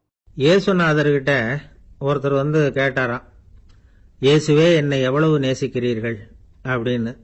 அவர் தன்னுடைய 2 கைகளையும் அகல விரித்து இவ்வளவு என்று சொல்லி சிலுவையில் உயிர் நீத்தார் அப்படின்னு சொல்லுவாங்க. அதாவது அந்த நேசிப்புக்கு எல்லை கிடையாது, அதே போல மன்னிப்புக்கும் எல்லை கிடையாது. இது இயேசுநாதர் சொல்லி கொடுத்த ஒரு பாடம். இயேசுனுடைய சீடர்கள்ல ஒருத்தன் பீட்டர், அவன் ஒரு நாள் இயேசுநாதர்கிட்ட கேட்டிருக்கான், இயேசுவே நான் என்னுடைய தம்பி கிட்ட அடிக்கடி சண்டை போட்டுக்கிட்டு இருக்கிறேன், என்னுடைய சகோதரன் கூட. அவனை நான் எத்தனை தடவை மன்னிக்கிறது? ஏற்கனவே 7 தடவை அவனை மன்னிச்சுட்டேன் அப்படின்னு சொல்லியிருக்கிறான். அப்போ இயேசு சொன்னாராம், மன்னிக்கிறதுக்கு எத்தனை தடவைங்கிற கணக்கெல்லாம் கிடையாது. எத்தனை தடவை உன்னுடைய சகோதரன் உன்னை கோபப்படுத்துகிறானோ அத்தனை தடவை நீ மன்னிக்கிறதுக்கும் தயாரா இருக்கணும், அதுதான் அப்படின்னு சொன்னாராம். அப்போ இவனுக்கு ஒன்றும் புரியல, இது என்ன அவன் தப்பு பண்ணிக்கிட்டே இருப்பான், நாம மன்னிச்சுக்கிட்டே இருக்கிறதா அப்படிங்கிறது மாதிரி குழப்பமா இருந்திருக்கிறான். அப்போ இயேசுநாதர் தன்னுடைய சீடன் பீட்டர் கிட்ட ஒரு கதை சொன்னாராம். அந்த கதை இன்றைக்கு நாம எல்லாரும் சிந்தித்து பார்க்க வேண்டிய ஒரு கதை. அதாவது மன்னிப்பை விரும்புகிறவர்கள் மன்னிக்கவும் தயாராக இருக்க வேண்டும் அப்படிங்கிறது தான் அந்த கதையினுடைய தத்துவம். அந்த இயேசுநாதர் சொன்ன கதை என்னன்னா, ஒரு மன்னர் இருந்தார். அவர் ஒரு நாள் அரண்மனையில் உட்கார்ந்து கணக்கு வழக்குகள்லாம் பார்த்துக்கிட்டு இருந்தார். நம்ம அரண்மனையிலிருந்து யார் யார் அரசாங்க கடன் வாங்கியிருக்கிறாங்க, யார் யார் திருப்பி செலுத்தி இருக்கிறாங்க அப்படிங்கிற விவரத்தையெல்லாம் பார்த்துக்கிட்டு இருந்தார். அப்போதான் புரிஞ்சுது, அந்த அரண்மனையில் வேலை செய்கிற ஒருத்தனே அரசாங்க கடன் வாங்கியிருக்கிறான். எவ்வளவு? 10,000 பொற்காசுகள் வாங்கியிருக்கான் கடன். இந்த 10,000 பொற்காசுகளை திருப்பி செலுத்தல அரசாங்கத்துக்கு. இது மன்னர் கவனத்துக்கு வந்தது. உடனே நம்ம அரண்மனையில் இருக்கிறவனே அரசு கடன் வாங்கி திருப்பி செலுத்தாம இருக்கான், அவனை கூப்பிட்டு வாங்கன்னு சொல்லி கூப்பிட்டுட்டு வந்தாங்களாம். விசாரிச்சிருக்கிறாங்க, என்னப்பா நீ எவ்வளவு ஒன்று? ஆமாங்க, 10,000 பொற்காசுகள் வாங்கியிருக்கிறேன், இன்னும் திருப்பி கட்டலைன்னு இருக்கான். உடனே அவர் மன்னர் சொல்லியிருக்கிறார், நம்ம சட்டத்திட்டப்படி நீ உடனே பணத்தை திருப்பி கட்டிடு. அப்படி உன்னால கட்ட முடியலன்னா உன்னுடைய வீடு, வாசல், சொத்து, சுகம் எல்லாத்தையும் வித்து அந்த பணத்தை அரசு கருவூலத்தில் சேர்த்துக்கிறதுக்கு நானே ஏற்பாடு பண்ணிடுறேன் அப்படின்னு அந்த மன்னர் சொன்னாராம். இவன் அப்படியே அதிர்ச்சி ஆயிட்டான், அப்படியே பொத்துன்னு காலில் விழுந்தானா. மன்னா, என்னை மன்னிச்சுங்க, என்னால் முடியல, எனக்கு மன்னிப்பு கொடுங்க அப்படின்னு இருக்கான். உடனே அவர் எழுந்திருச்சு, சரி நீ மன்னிப்பு கேட்டுவிட்ட, அதனால உன்னை மன்னிக்கிறேன், நீ பணம் கட்ட வேண்டாம் அப்படின்னு சொல்லி அந்த மன்னர் அவனை விட்டுட்டாராம். பணத்தையும் தள்ளுபடி போட்டார், நீ திருப்பி கட்ட வேண்டான்னு. இவனுக்கு ரொம்ப மகிழ்ச்சி, அதனால ரொம்ப உல்லாசமா வந்துகிட்டு இருக்கிறான். தெருவில் வந்துகிட்டு இருக்கிறப்ப இவங்கிட்ட கடன் வாங்கின ஒருத்தன் எதுக்கு வந்துகிட்டு இருக்கான். அவன் இவங்கிட்ட ஒரு 100 பொற்காசுகள் கடன் வாங்கியிருக்கான். அவன் வந்தான், இவன் போய் அவன் சாட்டையா பிடிச்சிக்கிட்டான், நீ எப்படா என் கடனை திருப்பி கொடுக்க போறேன்னு. அவன் இப்ப முடியல, கொஞ்சம் பொறுத்துக்கா, அப்புறம் தரேன் இருக்கான். அதெல்லாம் முடியாது, நீ கொடுத்துதான் ஆகணும் அப்படின்னு இவன் புடிவமா சொல்றான். இப்ப நிலைமைய பாருங்க, இவன் ஏற்கனவே இவன் 10,000 பொற்காசுகள் அரசாங்கத்துல கடன் வாங்கினா அதுக்கு மன்னிச்சு விட்டுட்டார் இவனை. ஆனா இவன் இன்னொருத்தனை மன்னிக்கிறதுக்கு தயாரா இல்ல. இவங்கிட்ட கடன் வாங்கின இன்னொருத்தன் 10 பொற்காசுகள், அவனை மன்னிக்க தயாரா இல்ல. அவனை கொண்டு போய் நீதிமன்றத்துல கொண்டு போய் நிறுத்தி தண்டனை வாங்கி கொடுத்துட்டான். நீதிபதி என்ன சொன்னாரு, அந்த இவன் வாங்கின பொற்காசுகளை திருப்பி கட்டுற வரைக்கும் ஜெயிலில் இருக்கணுங்கிறது தீர்ப்பு. ஆனா உடனே அரசர் காதுல வந்து விழுந்தது. சொல்லிட்டாங்க, உங்ககிட்ட மன்னிப்பு வாங்கிட்டு போனானே ஒருத்தன், அவன் இன்னொருத்தனை மன்னிக்கிறதுக்கு தயாரா இல்லை, அவனை கொண்டு போய் ஜெயிலில் அடைச்சுட்டான் அப்படின்னு. உடனே மன்னர் பார்த்தார், இவனை மறுபடியும் கூப்பிட்டு வர சொன்னார்.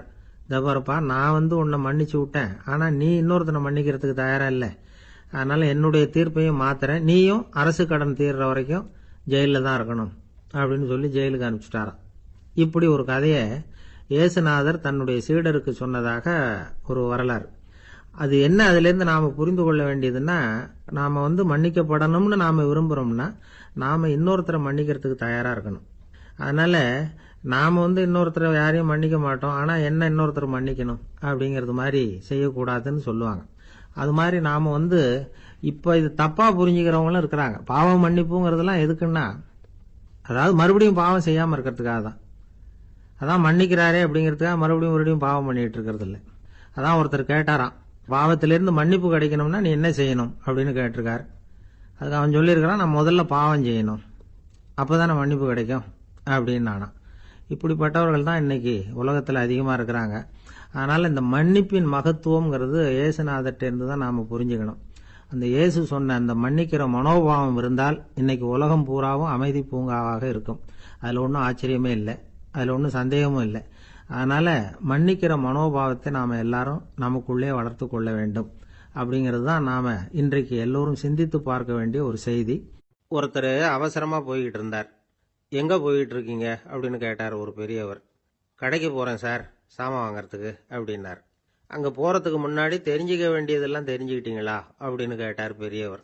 கடைக்கு போய் காசை கொடுத்து ஒரு பொருளை வாங்கிட்டு வரப்போறோம், இதுல தெரிஞ்சுக்க வேண்டியது என்ன இருக்குது அப்படின்னார் அலட்சியமா. இப்ப அந்த பெரியவர் பேச ஆரம்பிச்சார். இந்த உலகத்துல எந்த ஒரு செயல்ல இறங்குறப்பவும் நாம நல்லா ஆலோசனை பண்ண வேண்டிய விஷயம் 5 அப்படின்னார். உதாரணமா, ஒருத்தன் கடைக்கு போய் ஏதோ ஒரு பொருளை வாங்கிட்டு வர போறான்னு வச்சுக்கங்களேன். அப்ப கூட அவன் 5 விஷயங்களை பத்தி தெரிஞ்சுக்க வேண்டியிருக்குது அப்படிங்கிறார் அவர். முதல்ல அந்த பொருள் எப்படிப்பட்டது அப்படிங்கறத தெரிஞ்சுக்கணும்.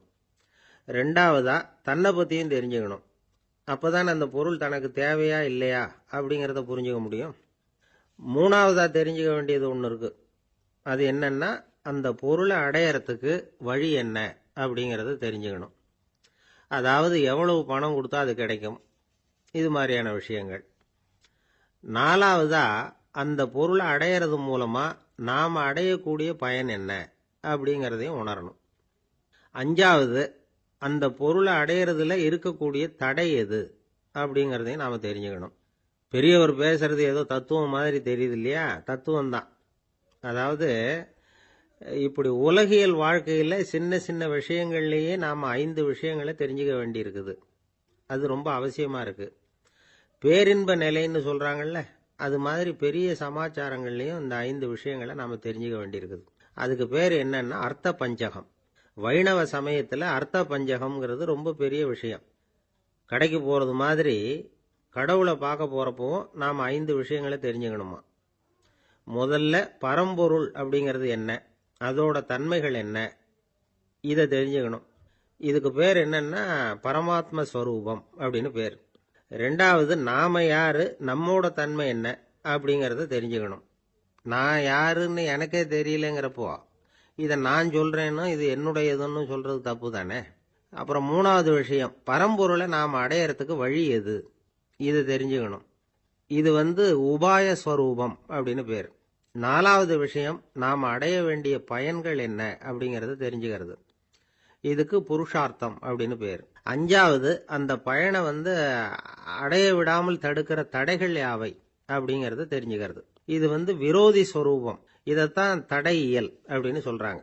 அதாவது பரமாத்மாவை பற்றிய அறிவு, ஜீவாத்மாவை பற்றிய அறிவு, உபாயம் பற்றிய அறிவு, புருஷார்த்தம் பற்றிய அறிவு, இந்த 4 அறிவுக்கும் எதிரடையா, அதாவது அதையெல்லாம் தப்பா புரிஞ்சுக்கிறதால உண்டாகக்கூடிய அறிவு விரோதி ஸ்வரூபம். என்ன இது தகவல்ல ஏதாவது கதை சொல்லுவீங்கன்னு பார்த்தா ஏதோ தத்துவம் பேசிக்கிட்டு இருக்கிறீங்களே அப்படின்னு நினைக்கலாம். இதுவும் தெரிஞ்சுக்க வேண்டிய ஒரு பெரிய விஷயம்தான். காதில் போட்டு வச்சா எப்போவாவது உபயோகப்படும். என்னுடைய நண்பர் ஒருத்தர் ஒரு நாள் என்கிட்ட சொன்னார், சார், அடுத்த மாதம் தஞ்சாவூரில் ஒரு கல்யாணம், போகிறதா வேண்டாமா அப்படின்னு ஒரே குழப்பமா இருக்கு அப்படின்னார். நான் உடனே இந்த அர்த்த பஞ்சக உபதேசம் பண்ண ஆரம்பித்தேன். அவர் எல்லாத்தையும் பொறுமையாக கேட்டுவிட்டு, சரி சார், நான் போகிறதுன்னு முடிவு பண்ணிவிட்டேன்னார். எப்படி இந்த முடிவுக்கு வந்தீங்க அப்படின்னு கேட்டேன். அவர் சொன்னார், சார், அந்த 2வது பாயிண்ட் ஒன்று சொன்னீங்களே, அதை புரிஞ்சுக்கிட்டதுக்கு அப்புறம்தான் இந்த முடிவுக்கு வந்தேன் அப்படின்னார். என்ன 2வது பாயிண்ட்டுன்னு? அதாவது தன்னை பற்றி புரிஞ்சுக்கணும் அப்படின்னு சொன்னீங்க. உடனே என்னை பற்றி புரிஞ்சுக்கிட்டேன். நான் யாருங்கிறது எனக்கு தெரிஞ்சுது. உடனே போகிறது தான் நல்லதுன்னு முடிவு பண்ணிவிட்டேன்னார். நீங்கள் யாருன்னு கேட்டேன். நான் தான் சார் அந்த கல்யாணத்தில் தாலி கட்ட வேண்டிய மாப்பிள்ளை அப்படின்னார். ஒரு நாள் ஒரு தகப்பனார் தன்னுடைய பிள்ளைய அழைச்சிட்டு வந்தார். சார், இவன் சரியாக படிக்க மாட்டேங்கிறான், பெரியவங்களை மதிக்க மாட்டேங்கிறான், நீங்கள் கொஞ்ச நாள் இவனுக்கு குருவாக இருந்து நல்ல விஷயங்களை சொல்லி கொடுத்தா தேவையில்லைன்னார். பெரியவங்களையும் மதிக்காதவன் எப்படி என்ன மதிக்க போகிறான் அப்படிங்கிறது நமக்கு யோசனை வரும் இல்லையா? வேணாங்க, என்னை விட்டுருங்க அப்படின்னோம். அவர் விட மாட்டேன்னு விட்டார். இல்லைன்னா அவரே சிஷ்யன் ஆகிடுவார் போல இருந்தது. சரி, வேற வழி இல்லாமல் அந்த பையனையே என்னுடைய சீடனை ஏற்றுக்கிட்டு உபதேசம்லாம் பண்ண ஆரம்பித்தோம். அதாவது குரு பக்தின்னா அது எப்படி இருக்கணுங்கிறத பற்றி சொல்லி கொடுத்தோம் அவனுக்கு. சதமகர் அப்படின்னு ஒரு குரு இருந்தார். அவருக்கு ஒரு சீடர். அவன் பேர் துளசி சைதன்யன், நைஷ்டிக பிரம்மச்சாரி. தன்னுடைய குருவுக்கு எந்த நேரத்தில் எது தேவைங்கிறத புரிஞ்சுக்கிட்டு சேவை செய்கிறவன். ஆனால் இவனை பற்றி மற்ற சீடர்களுக்கு பொறாமை வந்துட்டுது. இவன் மட்டும் இப்படி இருக்கானேன்னு உடனே குரு கிட்ட போய் கோல் மூட்டினாங்க. அவன் சரியில்லை, அவன் நடந்துக்கிறது சரியில்லை, அப்படி இப்படின்னு எதையாவது சொல்லி. இருந்தாலும் இதையெல்லாம் அந்த குரு நம்பலை. அவருக்கு தெரியும் யார் யார் எப்படின்னு. துளசி சைதன்யன் பெருமையை மற்ற சீடர்களுக்கு உணர்த்தணும் அப்படின்னு நினைச்சார். அதுக்கு ஒரு வழி பண்ணார். ஒரு நாள் சீடர்களை எல்லாம் கூப்பிட்டுக்கிட்டு ஒரு காட்டு வழியாக போய்கிட்டு இருந்தார். அங்கே ஒரு பெரிய மலை அருவி கொட்டிக்கிட்டு இருந்தது. குரு சீடர்கள் பக்கம் திரும்பினார். இந்த மலையின் மேலே இருந்து அந்த படுபாதாளத்தில் குதிக்கிறதுக்கு உங்களில் யார் தயார் அப்படின்னு கேட்டார். ஒரு சீடனும் ஆய திறக்கலை, ஒதுங்கி நின்றுக்கிட்டாங்க. பின்னாடி மூட்டை முடிச்சோடு வந்துக்கிட்டு இருந்தான் துளசி சைதன்யன். அவனை பார்த்தார். தபாரப்பா, நீ மேலே இருந்து அந்த அருவியில் குதி அப்படின்னார். அப்படியே செய்கிறேன் சுவாமின்னா ஓடி போய் பொத்துன்னு குதிச்சுட்டான். அடுத்த கணமே குருநாதர் தன்னுடைய யோக சக்தியால் பறந்து போய் அவன் கீழே விழுந்துடாமல் தாங்கி பிடிச்சி கொண்டுகிட்டு வந்துட்டார். மற்ற சீடர்களுக்கெல்லாம் ஒரு மாதிரி ஆயிட்டுது. அடுத்தபடியாக என்ன பண்ணலாம்னு யோசிச்சாங்க இவனை மாட்டி விடுறதுக்கு. ஒரு நாள் வெத்தலை அடிக்கிற ஒரு சின்ன உரலையும் உலக்கையையும் எடுத்து ஒளிய வச்சுட்டாங்க. சதமகர் சன்னியாசி இல்லை, அவர் வெத்தலை போடுவார். பல்லு சரியில்லை, அதனால் இடித்து தான் வெத்தலையை போடணும். திடீர்னு வெத்தலை பாக்கு கேட்டார். வழக்கமாக உரலில் இடித்து தர்றது தான் துளசியின் பழக்கம். உரலை தேடினா கிடைக்கல, என்ன பண்ணுறது? குரு கேட்டுவிட்டாரே, குரு சேவை தானே முக்கியம். என்ன பண்ணா, வெத்தலை பாக்க தன்னுடைய வாயில் போட்டு முன்னும் அதை எடுத்து அவர்கிட்ட கொடுத்துட்டான். குரு எதையோ படிச்சுக்கிட்டே அதை வாங்கி வாயில் போட்டுக்கிட்டார். துளசி, இன்னைக்கு தாம்பூலம் நல்லா இடிக்கப்பட்டிருக்கு, ருசியாக வேற இருக்கு, அதை இடித்த பாத்திரத்தை என் கண்ணால் பார்க்கணும்னு ஆசையாக இருக்குன்னு விட்டார். அதை மட்டும் அனுப்பி போய் நீ வர வேண்டான்னு வேற சொல்லிவிட்டார். இதை கேட்டதும் துளசி தவிச்சு போயிட்டான். இவன் போகாமல் எப்படி வாயை மட்டும் அனுப்பி வைக்க முடியும்? இவன் தவிக்கிறத பார்த்ததும் மற்ற சீடர்களுக்கெல்லாம் மனசுக்குள்ள ரொம்ப சந்தோஷம். துளசி கொஞ்சமும் யோசிக்கல, வாழை எடுத்தான், தன்னுடைய தலையவே அப்படியே அறுத்து வெட்டி எடுத்தான். இன்னொரு சீடங்கிட்ட கொடுத்துட்டான், எடுத்துட்டு போன்னு சொல்லி. கொண்டுட்டு போய் குரு முன்னாடி வைக்கிறாங்க. அந்த தலையில் வாய் திறந்திருக்கு, வெத்தலை போட்டு முன்னு இருந்தது, தெரிஞ்சு போச்சு, சிவப்பாக இருந்தது. அவனுடைய குரு பக்தியை இப்போ எல்லாரும் ஒத்துக்கிட்டாங்க. அதுக்கப்புறம் குரு சதமகர் தன்னுடைய அற்புத திறமையினால அந்த தலையை மறுபடியும் ஒட்ட வச்சுட்டார். துளசிக்கு உயிர் வந்துட்டுது. இப்படி ஒரு பெரிய கதை உண்டு. அதாவது துளசி சைதன்யன் அவனுடைய குரு பக்தி எப்படி அப்படின்னு கேட்டோம். ரொம்ப அபாரம் அப்படின்னு அந்த பையன் அடக்கமாக, சும்மா விளையாட்டுக்காக தான் அப்படி அவங்ககிட்ட கேட்டோம். ஏன்பா, உன்னுடைய குரு பக்தியை என்கிட்ட காட்டுறதுக்கு உன்னோட கழுத்தை நீயே அறுக்கணும்னு நான் சொன்னா அதை நீ செய்வியா அப்படின்னு கேட்டோம். என்னுடைய கழுத்தை நானே அறுக்க வேண்டிய அவசியம் இல்லை சார் அப்படின்னா அவன். ஏண்டான்னு, அதே காரியத்தை தான் இனிமே நீங்க தினமும் செய்ய போறீங்களே சார் அப்படிங்கிறான். ஒருத்தர் சிகரெட்டும் கையுமா வந்தார். சார், இந்த புகைப்பிடிக்கிற பழக்கத்தை நிறுத்தி போடணும்னு தான் பாக்கிறேன், முடியலன்னார். புகைப்பிடிக்கிறத நிறுத்துறது ரொம்ப சுலபம் சார் அப்படின்னார் இன்னொருத்தர். எப்படி சொல்றீங்கன்னு கேட்டார் அவரு. நான் கூட ஏற்கனவே 10 தடவை அந்த பழக்கத்தை நிறுத்தி இருக்கிறேன் சார் அப்படின்னார் இவர். இதுல இருந்து என்ன தெரியுது? புகைப்பழக்கத்தை திடீர்னு விட்டு விடுறதுங்கிறது ரொம்ப கஷ்டம்னு தெரியுது. இருந்தாலும் இது சம்பந்தமான ஆராய்ச்சி, அனுபவம், இது ரெண்டையும் அடிப்படையா வச்சு சில வழிமுறைகளை சொல்றாங்க. அதாவது புகைப்பிடிக்கிறத நிறுத்துறதுக்கு 10 வழிகள் உண்டு அப்படின்னு சொல்றாங்க. அது என்னங்கிறத தெரிஞ்சுக்கிட்டா உபயோகப்படுதான்னு பார்க்கலாமே. முதல் கருத்து என்னன்னா, கொஞ்ச நாளைக்கு புகைப்பிடிக்கிற நண்பர்களை விட்டு விலகி இருக்கணும். இதனால புகைப்பிடிக்கிற ஆசை குறையும். அந்த பழக்கத்தை மறுபடியும் ஆரம்பிக்கப்படாதுங்கிற எண்ணம் உறுதிப்படும்.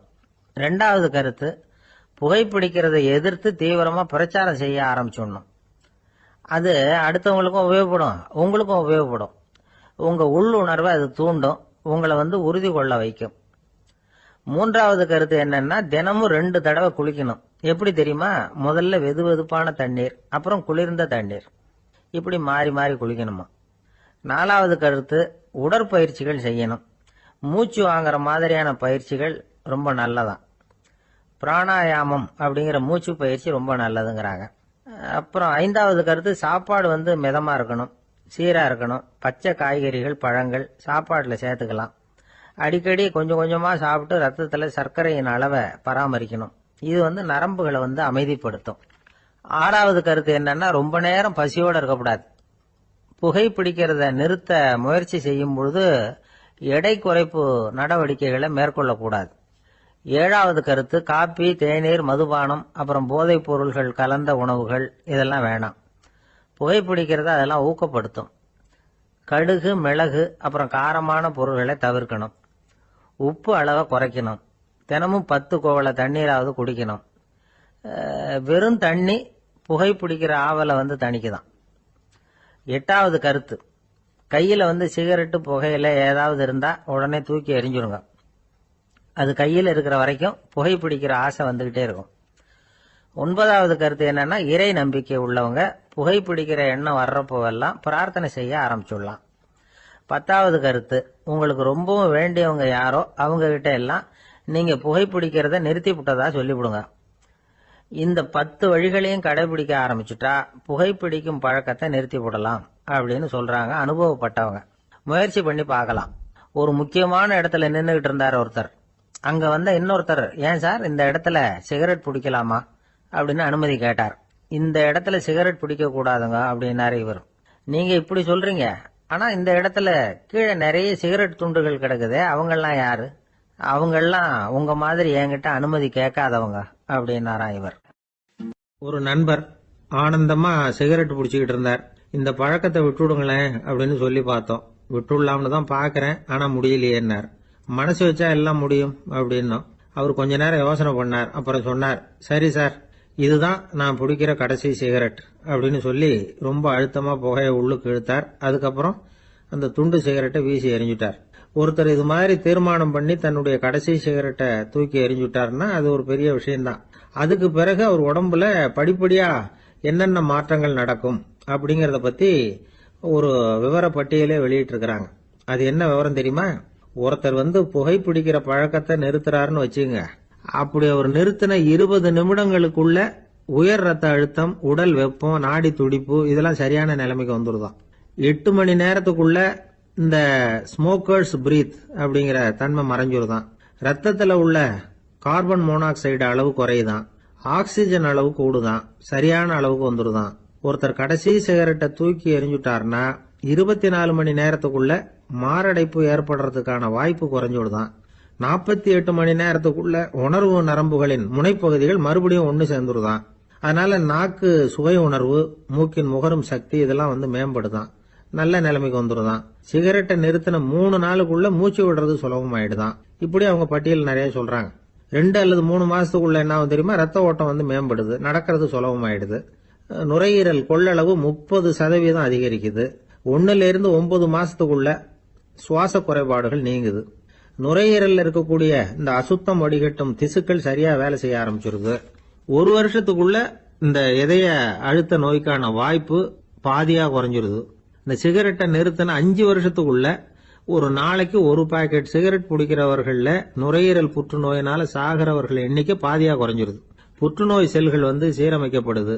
ஆக ஒருத்தர் புகைக்கிறத விட்டுணும்னு தீர்மானம் பண்ணி தன் கையில இருக்கிற சிகரெட்டை இதுதான் கடைசின்னு சொல்லி தூக்கி எறிஞ்சுட்டா அதுக்கப்புறம் படிப்படியா இவ்வளவு நன்மைகளும் மாற்றங்களும் ஏற்படுறதாக இந்த அமெரிக்கன் கேன்சர் சொசைட்டி தெரிவிச்சிருக்குது. அதனால புகைப்பழக்கம் உள்ளவங்க இதெல்லாம் கொஞ்சம் யோசிச்சு பார்த்து அந்த பழக்கத்தை விட்டு விடுறது ரொம்ப நல்லது. ஆனா அதையெல்லாம் நாம சொன்னா யாரு கேட்கறாங்க? என்னுடைய நண்பர் ஒருத்தர் புகைப்பழக்கம் உள்ளவர், அவர் என்கிட்ட சொன்னார், சார், சிகரெட் பிடிக்கிற பழக்கத்தை விட்டு விடுறது என்னை பொறுத்த வரைக்கும் ஒன்றும் பெரிய கஷ்டமான செயல் இல்லை, அது ரொம்ப சுலபம் அப்படின்னார். எப்படி சொல்றீங்கன்னு கேட்டேன். நான் ஏற்கனவே 20 தடவை அந்த பழக்கத்தை விட்டுருக்கேன் சார் அப்படின்னு. உலகத்துல எது எதுக்கும் ஆராய்ச்சி கூடங்கள் இருக்குது இல்ல, அது மாதிரி தூக்கத்தை பத்தி ஆராய்ச்சி பண்றதுக்கு ஒரு ஆராய்ச்சி கூடம் இருக்குது. அப்படி ஆராய்ச்சி பண்ணணும்னா அதுக்கு மூழ்கிக்கிட்டு இருக்கணும்ல. அதனாலதான் அந்த ஆராய்ச்சி கூடம் இங்கே இல்லை. அமெரிக்காவில் பாஸ்டன் பல்கலைக்கழக மருத்துவமனையில் அது இருக்குது. அங்கே தூக்கத்தை பற்றி பலவிதமான ஆராய்ச்சிகள் பண்ணிட்டு இருக்கிறாங்க. அந்த ஆராய்ச்சி கூடத்தில் இயக்குனராக இருக்கிற ஒரு நிபுணர், அவர் என்ன சொல்றாரு தெரியுமா? உங்களுக்கு தூக்கம் வரலையா, நீங்கள் நல்லா தூங்குறதுக்கு தாராளமாக சில யோசனைகளை என்னால் சொல்ல முடியும் அப்படிங்கிறார். யோசனை தானே, காசா பணமா கேட்டு வச்சுக்கலாமே. உணவு, மனநிலை, தூங்கும் இடத்தோட சூழ்நிலை, படுக்கைக்கு செல்றப்போ உள்ள பழக்க வழக்கங்கள், இது காரணமாக ஒருத்தருக்கு தூக்கம் வராமல் போகலாம். தூக்கம் வராததுக்கு இதுதான் காரணம்னா அதையெல்லாம் சுலபமாக கட்டுப்படுத்தலாங்கிறார் அவர். தூக்கத்தை வரவழைக்கக்கூடிய ஒரு நல்ல மருந்து உடற்பயிற்சி. ஆனால் ஒன்று, படுக்க போகிற நேரத்தில் இது மாதிரி உடற்பயிற்சிகள் எல்லாம் செய்யக்கூடாது. கொஞ்சம் முன்னாடி பகல்லையே இந்த பயிற்சிகளை செய்யறது நல்லது. தூக்கம் வராமல் அவதிப்படுறவங்க பிற்பகல் நேரங்களில் காஃபி, டீ இது மாதிரி பானங்களை சாப்பிடக்கூடாது. மது அருந்துறது கூட தூக்கத்தை பாதிக்கும். வெது வெதுப்பான நீரில் குளிக்கிறது, தியானத்தில் ஈடுபடுறது, ஓய்வாக இருக்கிறது, படுக்கிறது, அதாவது படுக்கிறதுக்கு முன்னாடி ஒரு குவளை பால் சாப்பிட்றது, இதெல்லாம் தூக்கத்தை வரவழைக்கிறது ரொம்ப உதவியாக இருக்கும். இன்னொரு விஷயம் என்னன்னா, தூங்கி ஆகணுமேங்கிற கவலை வேண்டியதில்லை. அப்படி நினைச்சு கவலைப்படுறதை விட்டுடணும். தூக்கம் வரலையா, உடனே படுக்கையை விட்டு எழுந்திருக்க வேண்டியது. வெளியில் வாங்க, வேற ஏதாவது வேலையில் ஈடுபடுங்க, கொஞ்ச நேரம் உலாவுங்க, அல்லது ஏதாவது ஒரு புஸ்தகத்தை எடுத்து படிங்க. களைப்பு ஏற்பட்டால் மறுபடியும் படுக்கைக்கு போங்க, தூக்கம் தானே வந்துடும். ஒரு விஷயத்தை மட்டும் நல்லா ஞாபகத்தில் வச்சுக்கணும், படுக்கைக்கு போகிறப்போ உங்கள் மற்ற எல்லா பிரச்சனைகளையும் மறந்துடணும். அது எப்படி சார் முடியும்? அந்த நேரம் தானே எல்லா பிரச்சனையும் வரிசையாக ஞாபகத்துக்கு வருது அப்படின்னு நாம் நினைக்கலாம். ஆனால் பழக்கத்தில் அதை நாம் மாற்றிக்க முடியும். கொஞ்சம் முயற்சி பண்ணணும், அவ்வளோதான். இது எல்லாமே ஆராய்ச்சி பண்ணி பார்த்துட்டு அந்த நிபுணர் சொல்கிற கருத்து தான். இன்னொரு விஷயமும் அவர் சொல்கிறார். அது என்னன்னா, உடல் கோளாறு காரணமாக தூக்கம் வராமல் அவதிப்படுறவங்களுக்கெல்லாம் இந்த யோசனைகள் சரியாக வராது அப்படிங்கிறார். அதுக்கெல்லாம் மருத்துவ சிகிச்சை கொடுத்து தான் சரி பண்ணணும். சில பேருக்கு நடு ராத்திரியில் மூச்சு திணறல் ஏற்பட்டு தூக்கம் வராமல் போயிடும். ஊரெல்லாம் தூங்குறப்ப தான் மட்டும் தூங்காமல் மூழ்கிட்டு இருக்கிறது, ஊரெல்லாம் மூழ்கிட்டு இருக்கிறப்போ தான் மட்டும் தூங்குறது, இது மாதிரி கோளாறுகளால் சில பேர் பாதிக்கப்படலாம். காலு தசை முறுக்கிக்கிறதுனால சில பேருக்கு அடிக்கடி இழிப்பு வரலாம். மன அழற்சி காரணமாக சில பேருக்கு தூக்கம் வராது. இது மாதிரி கோளாறுகளுக்கெல்லாம் அதுக்கு தகுந்த மாதிரி சிகிச்சை கொடுத்து தான் சரி பண்ண வேண்டியிருக்கும். எந்த கோளாறும் இல்லாமல் தூக்கம் வரலைன்னா ஆரம்பத்தில் சொன்ன முறைகளை கடைபிடிச்சு பார்க்கலாம். தூக்கம் வந்ததுன்னா யோசனை சொன்ன அந்த நிபுணருக்கு நன்றி சொல்லலாம். ஒருத்தர், ஏன் சார் பஸ்ஸில் தூங்குறது கெட்ட பழக்கமானு கேட்டார். இல்லையே,